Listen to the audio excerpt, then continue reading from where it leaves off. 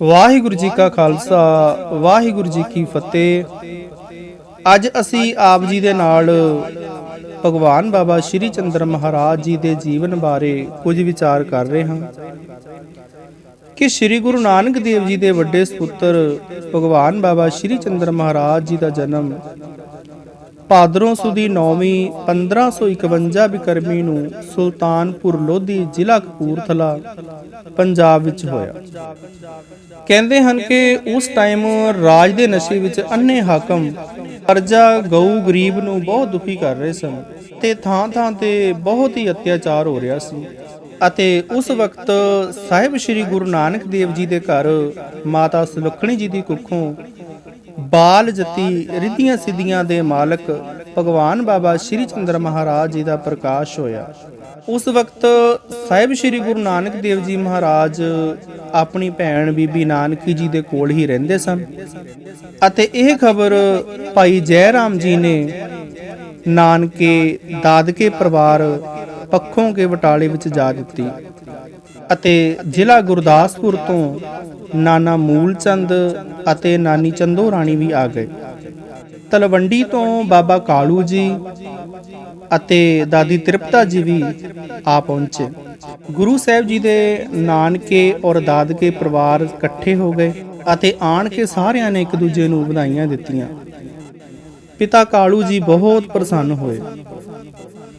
ਫਿਰ 13ਵੇਂ ਦਿਨ ਜਦੋਂ ਭਗਵਾਨ ਬਾਬਾ ਸ਼੍ਰੀ ਚੰਦਰ ਮਹਾਰਾਜ ਜੀ ਦੀ ਕੁੰਡਲੀ ਵਾਚੀ ਤੇ ਪੰਡਿਤ ਨੇ ਨਾਂ ਰੱਖਿਆ ਸ਼੍ਰੀ ਚੰਦਰ। ਪਿਤਾ ਕਾਲੂ ਜੀ ਬਹੁਤ ਖੁਸ਼ ਹੋ ਅਤੇ ਪੰਡਿਤ ਜੀ ਨੂੰ ਕਹਿਣ ਲੱਗੇ ਕਿ ਪੰਡਿਤ ਜੀ ਤੁਸੀਂ ਕਿੰਨਾ ਸੋਹਣਾ ਨਾਂ ਦੱਸਿਆ ਹੈ ਸ਼੍ਰੀ ਚੰਦਰ, ਅਤੇ ਬਹੁਤ ਸਾਰਾ ਧਨ ਦੇ ਕੇ ਉਸ ਪੰਡਿਤ ਨੂੰ ਪਿਤਾ ਕਾਲੂ ਜੀ ਨੇ ਵਿਦਿਆ ਕੀਤਾ। ਬਾਬਾ ਸ਼੍ਰੀ ਚੰਦਰ ਮਹਾਰਾਜ ਜੀ ਦੀ ਦਾਦੀ ਮਾਤਾ ਤ੍ਰਿਪਤਾ ਜੀ ਅੱਜ ਖੁਸ਼ੀਆਂ ਦੇ ਵਿੱਚ ਫੁੱਲੀ ਨਹੀਂ ਸਮਾਉਂਦੀ। ਬਾਬਾ ਸ਼੍ਰੀ ਚੰਦਰ ਮਹਾਰਾਜ ਜੀ ਦੀ ਭੂਆ ਬੀਬੀ ਨਾਨਕੀ ਜੀ ਬਾਬਾ ਸ਼੍ਰੀ ਚੰਦਰ ਮਹਾਰਾਜ ਜੀ ਦੇ ਮੁਖੜੇ ਨੂੰ ਬਾਰ-ਬਾਰ ਦੇਖਦੀ ਹੈ। ਬੀਬੀ ਨਾਨਕੀ ਆਪਣੇ ਪਿਤਾ ਜੀ ਨੂੰ ਕਹਿੰਦੀ, ਪਿਤਾ ਜੀ ਮੇਰੇ ਵੀਰ ਨਾਨਕ ਦੇ ਘਰ ਸ਼ਿਵ ਭਗਵਾਨ ਨੇ ਅਵਤਾਰ ਲਿਆ ਹੈ। ਅਤੇ ਕਹਿੰਦੀ ਕਿ ਬਾਪੂ ਤੂੰ ਕਿੰਨਿਆਂ ਉੱਚੀਆਂ ਭਾਗਾਂ ਵਾਲਾ ਹੈ, ਜਿਸ ਦੇ ਘਰ ਪਹਿਲਾਂ ਵਿਸ਼ਨੂੰ ਰੂਪ ਨਾਨਕ ਜੀ ਆਏ, ਹੁਣ ਨਾਨਕ ਜੀ ਦੇ ਘਰ ਸ਼ਿਵ ਮਹਾਰਾਜ ਸ਼੍ਰੀ ਚੰਦਰ ਜੀ ਰੂਪ ਵਿੱਚ ਆਏ ਹਨ। ਅਤੇ ਕਹਿੰਦੀ ਬਾਪੂ ਤੇਰਾ ਵੰਸ਼ ਅਮਰ ਹੋ ਗਿਆ ਹੈ, ਤੇਰੇ ਲਾਲ ਦੇ ਤਿੰਨੇ ਲੋਕ ਤਾਬਿਆਵਾਦ ਸਨ ਅਤੇ ਹੁਣ ਤੇਰਾ ਪੋਤਰਾ ਵੀ ਖੰਡਾਂ ਬ੍ਰਹਮੰਡਾਂ ਦਾ ਮਾਲਕ ਲੱਗਦਾ ਹੈ। ਜਿਸ ਜਗ੍ਹਾ ਤੇ ਚਰਨ ਧਰੇਗਾ ਉਹ ਜਗ੍ਹਾ ਪੂਜਣ ਯੋਗ ਹੋ ਜਾਵੇਗੀ, ਜਿਹੜਾ ਦਰਸ਼ਨ ਕਰੇਗਾ ਉਹਦਾ ਜਨਮ ਮਰਨ ਕੱਟਿਆ ਜਾਵੇਗਾ।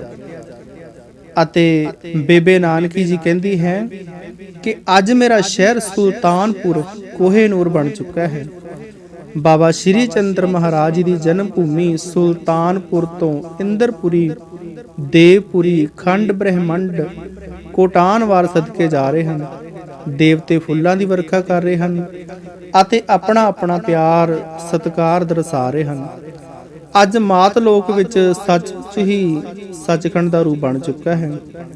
ਜਿੱਥੇ ਬਾਬਾ ਸ਼੍ਰੀ ਚੰਦ ਜੀ ਨੇ ਚਰਨ ਪਾਏ, ਬਾਬਾ ਸ਼੍ਰੀ ਚੰਦਰ ਮਹਾਰਾਜ ਜੀ ਦਾ ਪ੍ਰਕਾਸ਼ ਹੋਇਆ, ਉਸ ਜਗ੍ਹਾ ਅੱਜ ਸਾਰੇ ਹੀ ਵਧਾਈਆਂ ਦੇ ਰਹੇ ਹਨ ਅਤੇ ਸਭ ਖੁਸ਼ੀਆਂ ਮਨਾ ਰਹੇ ਹਨ।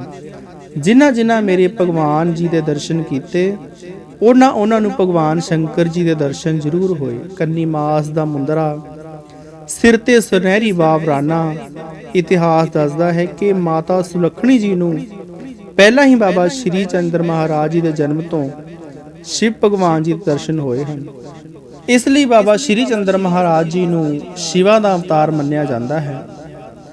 ਕਹਿੰਦੇ ਹਨ ਕਿ ਜਦੋਂ ਭਗਵਾਨ ਬਾਬਾ ਸ਼੍ਰੀ ਚੰਦਰ ਮਹਾਰਾਜ ਬਾਲ ਅਵਸਥਾ ਵਿੱਚ ਸਨ ਤਾਂ ਘਰ ਦੇ ਬਾਹਰ ਕੋਈ ਸਾਧੂ ਮੰਗਣ ਵਾਲਾ ਆਇਆ ਅਤੇ ਉਸ ਸਾਧੂ ਨੇ ਭਿੱਖਿਆ ਵਾਸਤੇ ਆਵਾਜ਼ ਮਾਰੀ। ਮਾਤਾ ਸੁਲੱਖਣੀ ਜੀ ਅਤੇ ਬੀਬੀ ਨਾਨਕੀ ਜੀ ਘਰ ਵਿੱਚ ਕੋਈ ਕੰਮ ਕਰ ਰਹੇ ਸਨ, ਜਿਸ ਕਰਕੇ ਉਹਨਾਂ ਨੂੰ ਉਸ ਸਾਧੂ ਦੀ ਆਵਾਜ਼ ਨਾ ਸੁਣਾਈ ਦਿੱਤੀ। ਪਰ ਬਾਬਾ ਸ਼੍ਰੀ ਚੰਦਰ ਮਹਾਰਾਜ ਜੀ ਬਾਹਰ ਡਿਓੜੀ ਵਿੱਚ ਹੀ ਖੜੇ ਹੋਏ ਸਨ। ਬਾਬਾ ਜੀ ਨੇ ਉਸ ਸਾਧੂ ਨੂੰ ਰੁਕਣ ਲਈ ਇਸ਼ਾਰਾ ਕੀਤਾ। ਉਸ ਸਾਧੂ ਨੇ ਜਦੋਂ ਸ਼ਿਵ ਸਰੂਪ ਜੀ ਦੇ ਦਰਸ਼ਨ ਕੀਤੇ ਤਾਂ ਉਸ ਦੇ ਕੋਲੋਂ ਅੱਗੇ ਨਾ ਵਧਿਆ ਗਿਆ। ਬਾਬਾ ਸ਼੍ਰੀ ਚੰਦਰ ਮਹਾਰਾਜ ਜੀ ਅੰਦਰ ਗਏ ਅਤੇ ਛੋਲਿਆਂ ਦੀ ਬੋਰੀ ਵਿੱਚੋਂ ਮੁੱਠ ਭਰ ਕੇ ਉਸ ਸਾਧੂ ਦੇ ਕਾਸੇ ਵਿੱਚ ਪਾ ਦਿੱਤੀ। ਬਾਬਾ ਜੀ ਦੇ ਪਵਿੱਤਰ ਹੱਥਾਂ ਦੀ ਛੋਹ ਨਾਲ ਉਹ ਛੋਲੇ ਹੀਰੇ ਜਵਾਹਰਾਤ ਬਣ ਗਏ। ਜਦੋਂ ਉਸ ਸਾਧੂ ਨੇ ਇਹ ਸਭ ਦੇਖਿਆ ਤਾਂ ਬਹੁਤ ਘਬਰਾ ਗਿਆ ਅਤੇ ਕਹਿਣ ਲੱਗਾ, ਸ਼ਿਵ ਸਰੂਪ ਜਾਣੀ ਜਾਣ, ਤੁਸੀਂ ਇਹ ਕੌਤਕ ਮੇਰੇ ਨਾਲ ਨਾ ਕਰੋ। ਜੇ ਪ੍ਰਸੰਨ ਹੋ ਤਾਂ ਆਟਾ ਹੀ ਪਾ ਦਿਓ। ਜਦੋਂ ਮਾਤਾ ਸੁਲੱਖਣੀ ਜੀ ਨੇ ਇਹ ਆਵਾਜ਼ ਸੁਣੀ ਤਾਂ ਉਹ ਵੀ ਬਾਹਰ ਆ ਗਏ ਅਤੇ ਕਹਿਣ ਲੱਗੇ, ਕੀ ਹੋਇਆ ਹੈ? ਜਦੋਂ ਹੀਰੇ ਜਵਾਹਰਾਤ ਦੇਖੇ, ਮਾਤਾ ਜੀ ਕਹਿੰਦੇ, ਸਾਡੇ ਘਰ ਵਿੱਚ ਤਾਂ ਹੀਰੇ ਜਵਾਹਰਾਤ ਹੈ ਹੀ ਨਹੀਂ। ਬਾਬਾ ਜੀ ਨੂੰ ਭੂਆ ਨਾਨਕੀ ਜੀ ਪੁੱਛਦੇ ਹਨ ਕਿ ਇਹ ਤੁਸੀਂ ਕਿੱਥੋਂ ਲਏ ਹਨ? ਬਾਬਾ ਜੀ ਨੇ ਛੋਲਿਆਂ ਦੀ ਬੋਰੀ ਵੱਲ ਇਸ਼ਾਰਾ ਕੀਤਾ ਤਾਂ ਬੇਬੇ ਨਾਨਕੀ ਜੀ ਸਭ ਕੁਝ ਸਮਝ ਗਏ ਅਤੇ ਕਹਿਣ ਲੱਗੇ ਕਿ ਸੰਤ ਜੀ, ਇਹ ਹੀਰੇ ਤੁਸੀਂ ਲੈ ਜਾਓ। ਭਗਵਾਨ ਜੀ ਤੁਸਾਂ ਤੇ ਬਹੁਤ ਖੁਸ਼ ਹਨ। ਮौज ਕਰੋ। 4 ਦਿਨ ਜ਼ਿੰਦਗੀ ਦੇ ਵਧੀਆ ਨਿਕਲ ਜਾਣਗੇ। 4 ਦਿਨ ਜ਼ਿੰਦਗੀ ਸੌਖੀ ਤਰ੍ਹਾਂ ਗੁਜ਼ਾਰੋ।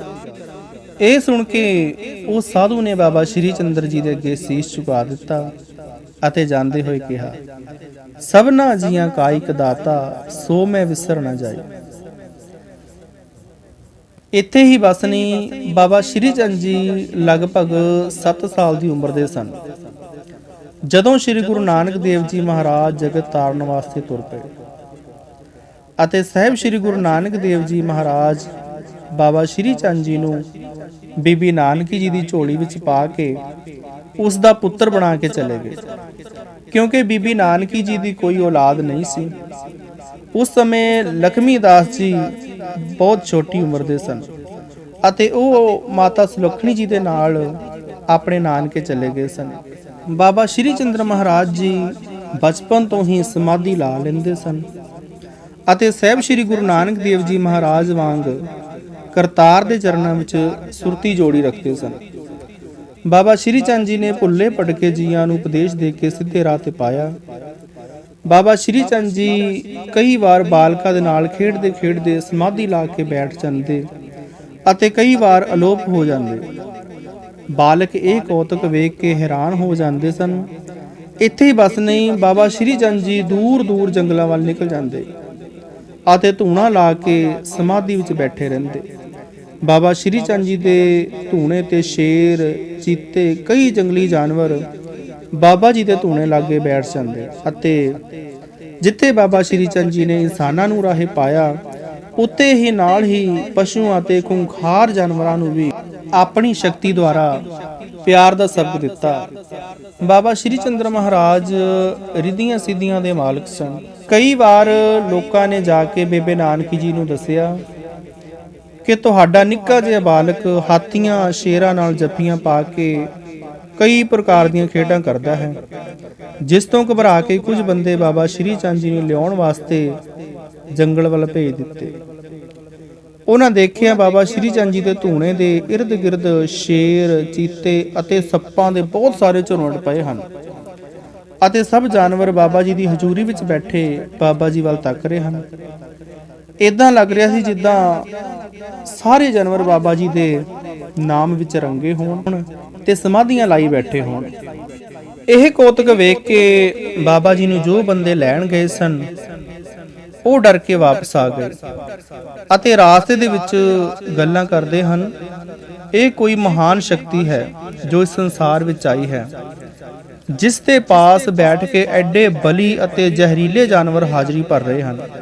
ਬੇਬੇ ਨਾਨਕੀ ਜੀ ਨੂੰ ਉਹਨਾਂ ਨੇ ਜਾ ਕੇ ਦੱਸਿਆ ਕਿ ਇਹ ਕੋਈ ਆਮ ਬਾਲਕ ਨਹੀਂ ਹੈ, ਇਹ ਕੋਈ ਮਹਾਨ ਸ਼ਕਤੀ ਹੈ ਜਿਸ ਦੀ ਹਾਜ਼ਰੀ ਜ਼ਹਿਰੀਲੇ ਜਾਨਵਰ ਵੀ ਭਰਦੇ ਹਨ। ਬੇਬੇ ਨਾਨਕੀ ਜੀ ਪਹਿਲਾਂ ਇਹ ਸਮਝਦੇ ਸਨ ਕਿ ਇਹ ਕੋਈ ਅਵਤਾਰੀ ਬਾਲਕ ਹੈ, ਪਰ ਅੱਜ ਇਹ ਚਮਤਕਾਰ ਦੇਖ ਕੇ ਬੇਬੇ ਨਾਨਕੀ ਜੀ ਦੇ ਸਾਰੇ ਸੰਦੇਹ ਦੂਰ ਹੋ ਗਏ। ਬੇਬੇ ਨਾਨਕੀ ਜੀ ਦੇ ਮਨ ਵਿੱਚ ਇੱਛਾ ਹੋਈ ਕਿ ਇੱਕ ਵਾਰ ਆਪਣੇ ਭਤੀਜੇ ਨੂੰ ਮਿਲ ਕੇ ਮਨ ਦੀਆਂ ਗੱਲਾਂ ਕਰਾਂ।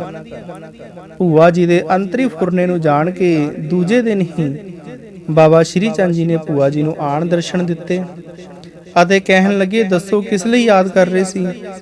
ਜਾਣੀ ਜਾਣ ਭਤੀਜੇ ਨੂੰ ਦੇਖ ਕੇ ਬੀਬੀ ਨਾਨਕੀ ਜੀ ਖੁਸ਼ੀਆਂ ਵਿੱਚ ਫੁੱਲੀ ਨਹੀਂ ਸਮਾਉਂਦੀ ਅਤੇ ਬਾਬਾ ਸ਼੍ਰੀ ਚੰਦਰ ਮਹਾਰਾਜ ਜੀ ਨੂੰ ਕੁੱਟ ਕੇ ਜੱਫੀ ਪਾ ਲਈ ਅਤੇ ਕਹਿਣ ਲੱਗੀ ਕਿ ਮੇਰਾ ਦਿਲ ਉਦਾਸ ਸੀ ਅਤੇ ਆਪ ਜੀ ਦੇ ਦਰਸ਼ਨਾਂ ਦੀ ਚਾਹ ਸੀ।